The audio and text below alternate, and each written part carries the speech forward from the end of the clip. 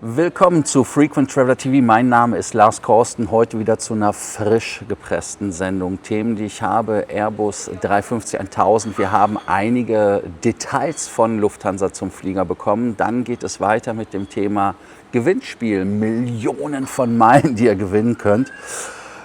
Ich erkläre euch, wie das geht. Natürlich wie immer erstmal meine Vorlage wieder laden, aber wir arbeiten dran. Ihr denkt dran, wie immer, den Kanal zu abonnieren, die Glocke anzumachen und ein Like dazulassen, aber natürlich auch auf School zu kommen und dort zu diskutieren. Ja, Lufthansa verrät neue Details zum Airbus A350-1000 und einige Sachen, die wir lernen, sind interessant. Wir wissen noch nicht alles. Hier im Hintergrund wird der Putzwagen weggeschoben. Leute schreien. Ich habe jetzt festgestellt, es ist kein Vogel, es ist ein Kind. Aber nichtsdestotrotz ist es so, dass wir jetzt über die Lufthansa-Kapazitäten sprechen für den Airbus 350-1000. Das Flugzeug wird im Herbst 2026 ausgeliefert werden, erhält auch die Jubiläumslackierung zum 100-jährigen Bestehen der Airline und wird zunächst ausschließlich aus München eingesetzt. Ach ja, übrigens, wie findet ihr die Jubiläumslackierung? Findet ihr die toll? Wie findet ihr die? Sollte das eventuell die permanente Lackierung bei Lufthansa sein, dass vielleicht alle Flugzeuge so aussehen? Ich weiß gar nicht, wie viel teurer das ist, wie viel mehr Farbe gebraucht wird oder sowas, aber findet ihr die Lackierung schön? Wobei ich jetzt gerade von Crew gehört habe, dass das nicht so toll ist, gerade vom Cockpit, wenn die den Außencheck machen. Man sieht die Dellen nicht ganz so leicht auf den dunklen Flächen, wie man sich das sonst wünscht. Ja, also die wichtigsten Fakten nochmal. Herbst ausgeliefert 2026. Dann 350-1000 haben wir gesagt. Die Kennung ist Delta Alpha India Foxtrot Alpha. Die Stationierung ist München, also wird exklusiv auf München sein. Plätze sind insgesamt 300, das wissen wir. Aber es wird nicht genau gesagt, wie die Aufteilung ist. Das heißt, also, es wird eine First Class geben, es wird ein Business, ein Premium Economy geben, ganz klar, das ist der Klassiker.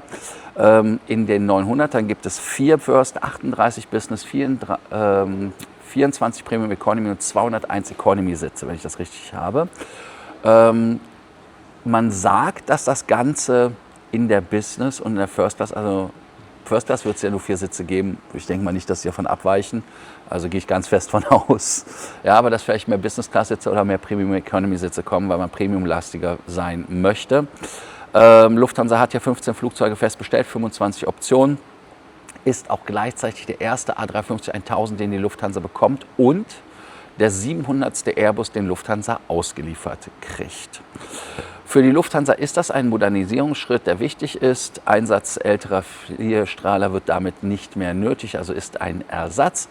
Wahrscheinlich mehr First-Class-Verfügbarkeit, eher nicht, habe ich ja schon gesagt, aber Business Class und so weiter. Und es wird München weiter gestärkt als Premium-Hub.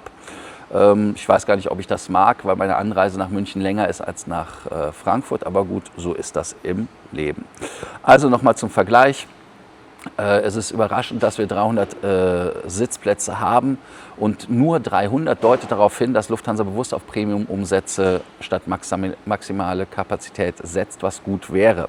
Heißt also, die 350-900 hat 267 Plätze, aber die 350-1000 hat 300 Sitze. Also das heißt, man wird den Rumpf übermäßig für höherwertige Sitze benutzen. Außerdem bleibt München langfristig das Premium-Präkreuz für den 350er.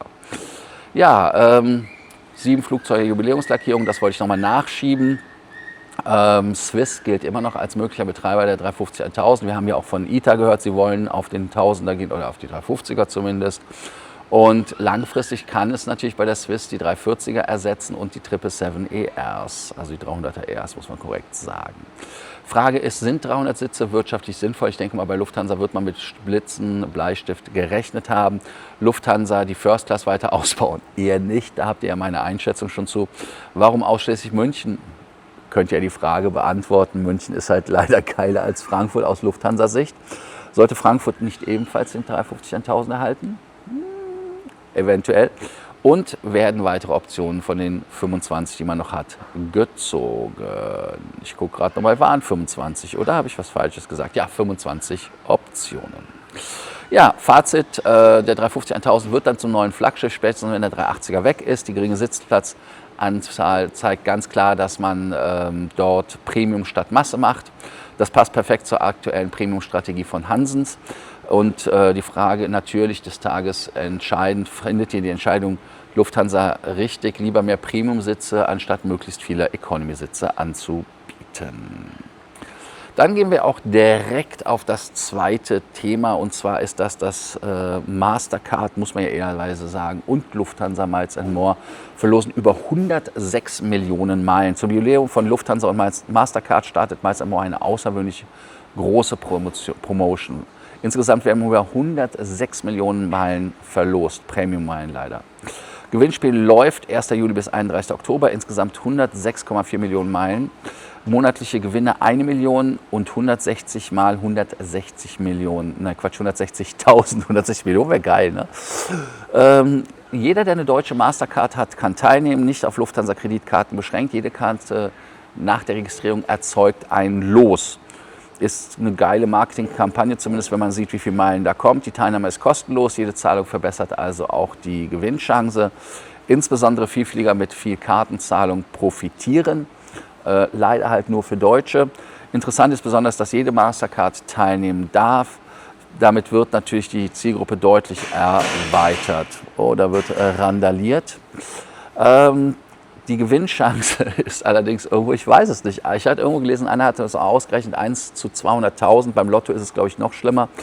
Da könnt ihr gerne was zu schreiben, wie ihr das findet.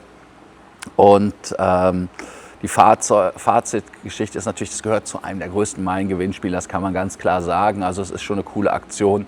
Da gibt es jetzt nichts, was man bashen kann, auch wenn die Gewinnwahrscheinlichkeit gering bleibt und die Teilnahme vielleicht eventuell dem einen oder anderen nichts bringt. Aber einem geschenkten Gaul schaut man nicht ins Maul.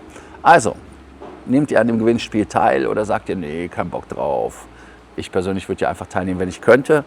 Und amerikanische Kreditkarten zählen leider nicht. Wobei habe ich amerikanische Mastercard, ich habe Debitkarten Mastercard, ich habe meistens Visa und Amex. Insofern wäre ich raus. Also nehmt ihr teil oder bevorzugt ihr lieber garantierte Meilen, dass man zum Beispiel sagt, hey, wenn ihr ausgibt, gibt es 100 Meilen. Da wäre ich mal auf eure Meinung gespannt. Als Gesamtfazit zu der heute kürzeren Sendung ist, Lufthansa investiert weiter konsequent in Premium-Produkte. München entwickelt sich immer stärker zum Premium-Langstrecken-Hub. Miles & More setzt verstärkt auf Marketingaktionen zur Kundenbindung. Kreditkarten bleiben ein zentraler Bestandteil moderner Vielfliegerprogramme. Das kann man auch so sagen. Premium ist halt auch eine strategische Entwicklung, denn man sagt halt hier wirklich, dass man dort auf Sitzplatzkapazität bringt, stärkere Kundenbindung über die Kreditkarte, klar, wenn man das mehr einsetzt. Weitere Modernisierung der Lufthansa-Flotte schreitet voran und vielleicht ist der Fokus doch auf höherwertige Kundenerlebnisse, wenn man München anstatt Frankfurt auswählt, aber das könnt ihr ja schreiben. Ja, ihr denkt dran, den Kanal zu abonnieren, die Glocke anzumachen, ein Like dazulassen und auf School zu kommen und dort die Frage des Tages zu beantworten. Ist der 350-1000 mit nur 300 Sitzen die richtige Entscheidung? Und würdet ihr häufiger mit der Mastercard bezahlen, um Lose zu sammeln? Das wären so die Fragen. Also, bis zur nächsten Sendung. Danke, dass ihr heute dabei wart. Bis dann. Ciao.